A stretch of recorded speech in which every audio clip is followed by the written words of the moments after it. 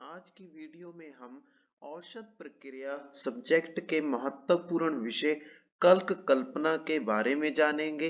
तो कल्क कल्पना के परिचय के बीच सबसे पहले लिखा है, कल्क को पेस्ट भी कहा जाता है। ताजा औषधि हो तो शिलापिष्ट कर लेते हैं।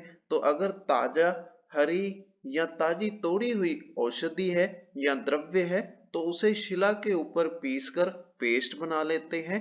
तो उसके बाद लिखा है, शोषक द्रव्य का पहले बारीक चूर्ण तैयार करके आवश्यकता अनुसार जल डालकर शिलापिष्ट कर लेते हैं। अगर शोषक द्रव्य है, शोषक द्रव्य का अर्थ अगर कोई औषधि सूखी हुए रूप में है तो उसका पहले बारीक चूर्ण तैयार किया जाता है। उसके बाद पेस्ट बनाने के लिए आवश्यकता अनुसार जल डालकर उसे पेस्ट का रूप प्रदान किया जाता है। वर्तमान में ग्राइंडर, मिक्सचर मशीन द्वारा ये कार्य आसानी से हो जाता है। तो इसी कल्क कल्पना को आसानी से बनाने के लिए आजकल कई प्रकार के ग्राइंडर, मिक्सचर आदि मशीन का यूज किया जाता है। उसके बाद आगे आचार्य चरक का श्लोक लिखा गया है, जिसके अनुसार अर्थात में लिखा है, जल के साथ अथवा स्वरस आदि के साथ शोषक द्रव्य चूर्ण को पीसकर बनाया गया पिंड कल्क कहलाता है। तो या तो जल के साथ किसी सूखे द्रव्य को पीसा जाता है या स्वरस के साथ उस शोषक द्रव्य के चूर्ण को पीसकर मिलाकर एक पिंड बनाया जाता है, एक गोला बनाया जाता है या एक लुगदी बनाई जाती है, जिसे यहाँ पर कल्क का नाम दिया गया है। इसके बाद आचार्य षडांगर का श्लोक यहाँ पर लिखा है, जिसके अनुसार ताजा औषधि हो तब बिना जल के अथवा शोषक द्रव्य चूर्ण में जल डालकर शिलापिष्ट कर कल्क तैयार कर लेना चाहिए। प्रक्षेप एवं आवाप इसके ही अन्य नाम है। तो इसमें भी ताजा औषधि है तो बिना जल के यहाँ पर शिलापिष्ट करने को कहा है। अगर सूखी औषधि है तो उसको चूर्ण बनाकर जल के साथ मिक्स करके शिलापिष्ट करके कल्क तैयार करने को लिखा है।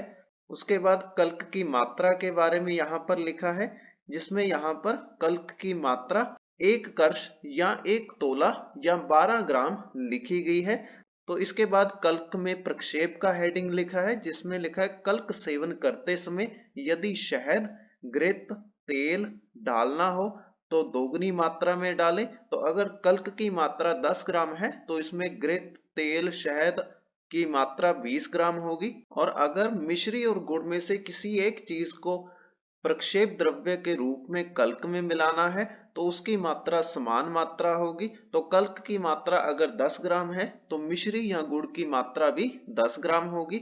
इसके बाद द्रव द्रव्य यानी कि स्वरस, दूध या जल आदि को प्रक्षेप के रूप में यूज करना है तो उसकी मात्रा 4 गुना होगी। तो अगर कल्क की मात्रा 10 ग्राम है तो इस द्रव द्रव्य की मात्रा 4 गुना यानी कि 40 ग्राम होती है।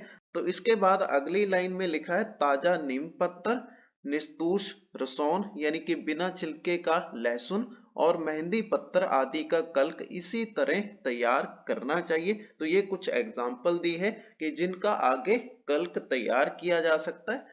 तो इसी के साथ हमारी आज की वीडियो का विषय कल्क कल्पना यहीं पर समाप्त होता है। वीडियो अच्छा लगा तो वीडियो को लाइक करें और इसी प्रकार के कंटेंट को रेगुलर प्राप्त करने के लिए हमारे YouTube चैनल को सब्सक्राइब करें।